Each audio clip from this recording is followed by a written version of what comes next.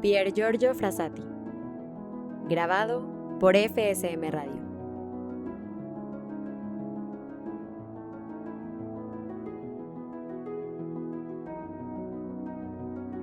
Capítulo 4, parte 2. Le encantaba igualmente la poesía. Cierto día, hallándose en Ravenna, ante la tumba de Dante, recitó cantos enteros, ante la gran admiración de sus compañeros, que no le conocían semejante memoria. En efecto, le bastaba a veces leer un poema de forma impecable para recordarlo enseguida y de modo definitivo. No permitiéndole la exigencia de los programas dedicar largos ocios al estudio de las obras literarias, se resarcía un tanto prendiendo con alfileres en las paredes de su habitación largos trazos de sus poetas preferidos. Había colocado en su mesa de trabajo, en sitio preferente, la oda de Segantini de D'Annunzio y aquella de Pastonchi, dedicada al explorador Shackleton, en tanto que podía leer en la tapicería de su habitación, transcripta de su mano, la admirable oración del Dante, que muestra en forma tan potente la fe de la Edad Media en la mediación universal de María.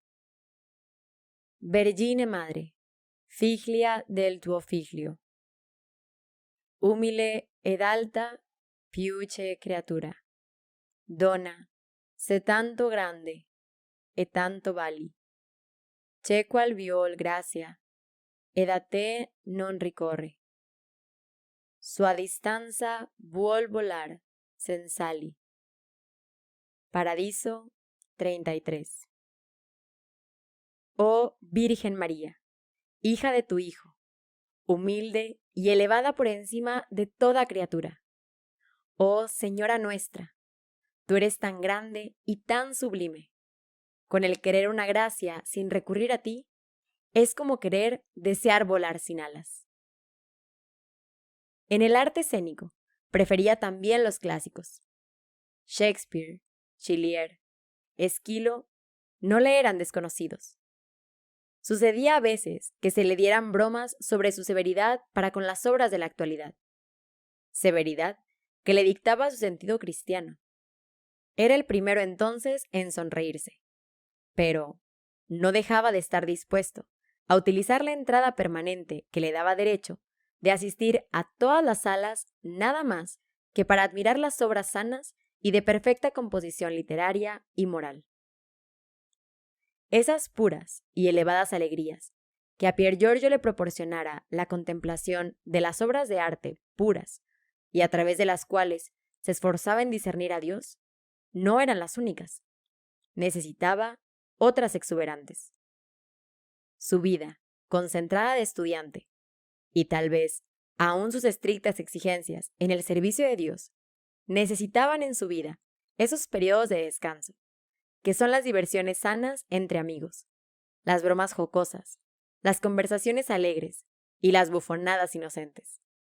Tenían gran maestría en todo aquello, pues ese devoto a quien llenaba de alegría la paz interior era verdaderamente el compañero más alegre. De ese modo conservan los santos el fondo de naturaleza que les legaron sus antepasados, y de él pudo decirse muy juiciosamente que tenía la inteligente cordura de un Federico Ozanam y la deliciosa alegría de un San Felipe de Neri. Agreguemos, ya volveremos sobre esto más adelante, que se hizo también de la alegría una manera, y no la menos eficaz, de apostolado. De ese modo, en el círculo, a fin de despejar con una chispa de alegría la atmósfera por demás pesada de la velada, o a fin de alegrar a un compañero visiblemente muy preocupado, le sucedió mover a propósito una silla, suspirar y hablar fuerte en forma tal que todos se reían a carcajadas y se alegraban un instante los espíritus. Siguen siendo célebres sus partidas de billar. Una carambola más o menos acertada, una torpeza de su compañero en el juego, eran saludados de inmediato con un formidable estallido, con un cañonazo que hacía retumbar la sala. seguía de nuevo el juego siempre más animado, y no era raro que esa exuberante y sana alegría trajera nuevos reclutas. Aficionado a las algarazas y a las bufonadas, con buena gana tomaba parte en las manifestaciones estudiantiles. Se enganchaba al carro que había de representar un triunfo báquico. Se unía a la batahola organizada para ir a despertar a los amigos. Habiendo sido convidado por el capellán del círculo a cenar una noche de Navidad en el seminario, tuvo la singular ocurrencia de llenar de agua los tazones destinados al desayuno de los seminaristas. Si algunas de sus bufonadas se pasaban a veces de los límites, nadie se ofendía. Tan fácil era adivinar su intención, mas era preciso a veces sofrenar su exuberancia. Cuando le acontecía tomar el tren en compañía de excursionistas, se volvía enteramente inaguantable.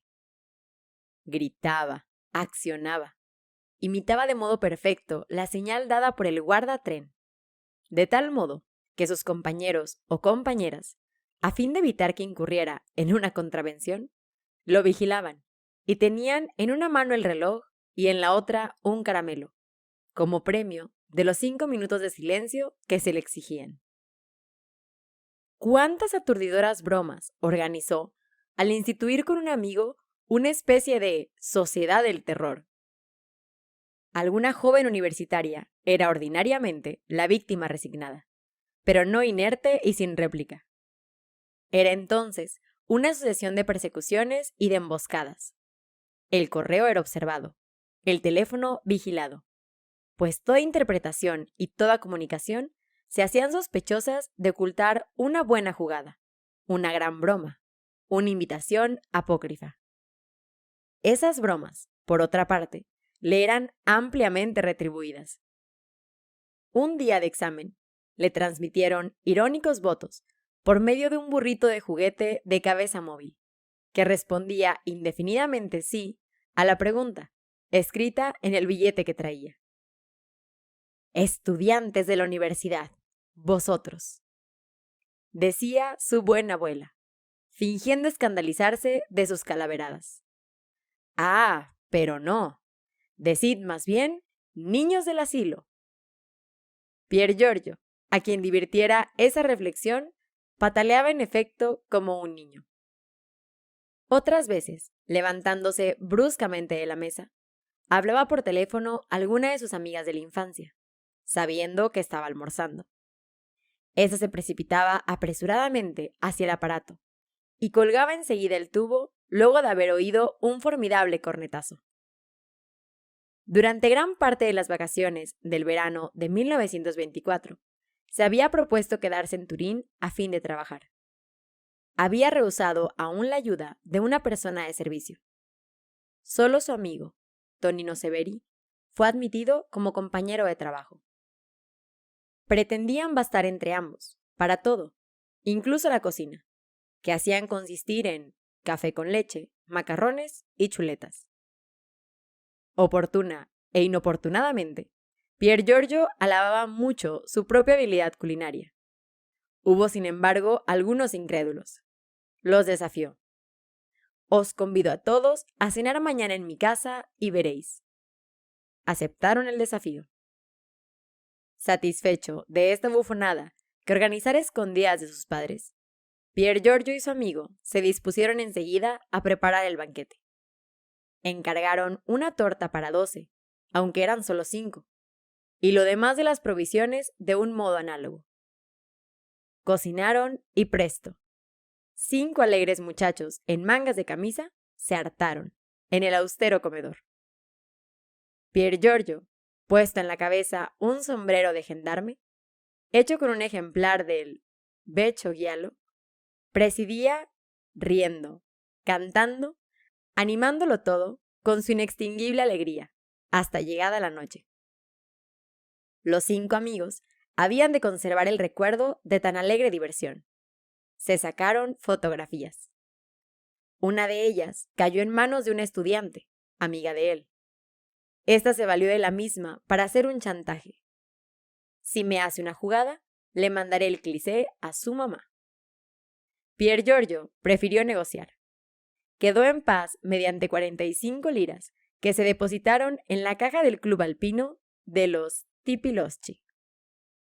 Un año más tarde, luego de comulgar en el santuario de Europa, en recuerdo de Pier Giorgio, sus compañeros revolvieron juntar de nuevo esa suma que emplearon en hacer rezar misas por el descanso de su alma. La franca alegría de Pier Giorgio cae de su peso. Se manifestaba también en familia. Tenía para con su abuela paterna un afecto profundo, pero no exento de humor. Como no cesara de aconsejarle prudencia, se complacía malignamente en hablarle de riesgos imaginarios, de supuestos peligros que corriera y de los cuales saliera felizmente, o aún de hacerle prever otros nuevos. Cierto día, se atrevió a decirle en el momento de salir para asistir a clase de la universidad: «Adiós, salgo para Génova, donde debo dar una conferencia de controversia en una plaza pública».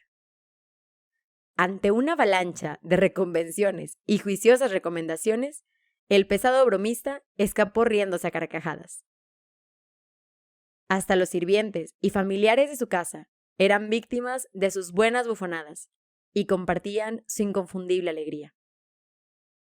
Qué lejos estaba este alegre muchacho del señorito de gravedad afectada y desconfiada, que quiere regentearlo todo y ser obedecido puntualmente. El jardinero José se prestaba de buena gana a las inocentes bromas del niño, que concluían en carreras a través de las alamedas, o en duchas frías que diera el que más pronto se apoderara del caño de goma de regar. Cuántas instancias cómicas ante María, la sirvienta de su abuela materna, a fin de arrancarle un cigarro o una golosina. Cuántos gritos agudos proferidos detrás de las puertas para asustar a Marsicia, sirvienta alemana, a la cual, por otra parte, colmaba de atenciones, las que ella retribuyó manifestándole, durante su enfermedad, el afecto de una hermana. Imposible terminar este capítulo sobre la alegría cristiana de Pier Giorgio sin decir una palabra acerca de la alegre sociedad de terroristas por broma, o de los Tipiloschi, a quienes hemos aludido. Redactó los estatutos con su amigo Marcos Beltramo. Al modo de toda sociedad que se respeta, estaba compuesta de un presidente, de un secretario, de una organizadora de excursiones y de miembros, estudiantes de ambos sexos que se denominaban Lestofanti y Lestofantesche, sin perjuicio de otros graciosos apodos.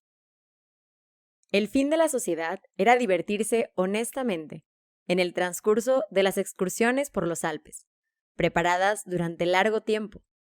Excursiones cuyas actas se redactaban luego en estilo pomposo, o poco más o menos enigmático, accesible solamente a los iniciados.